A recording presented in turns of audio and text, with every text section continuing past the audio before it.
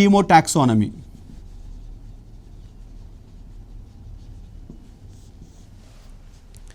Medicinal property, the drug yielding property of the plants is one of the important feature, where the presence of various types of chemicals is also one of the basis for classification of the plants, that is called as a chemotaxonomy. So we know that the plants contain variation in the type of amino acids present in them,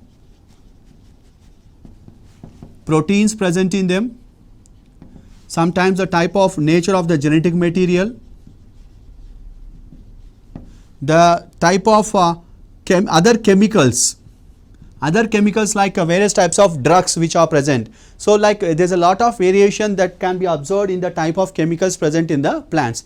So based on the type of the chemical or similar type of chemical or the different type of chemical, the plants are categorized into various groups, that is called as chemotaxonomy. So let's take some examples like benzyl isoquinoline. So this is present in Ranunculaceae and Cyperaceae families.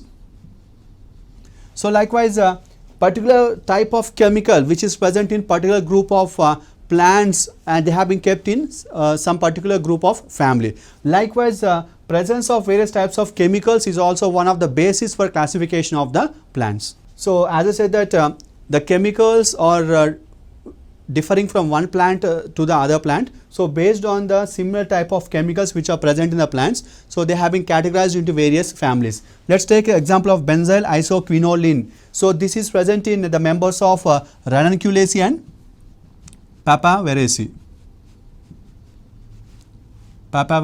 family. In the same way, the crystals of calcium oxalate, that is raphites. These raphites are present in only the members of 35 families. So likewise some particular type of chemical which is the basis for classification of the plants. So we call such type of classification as a chemotaxonomy.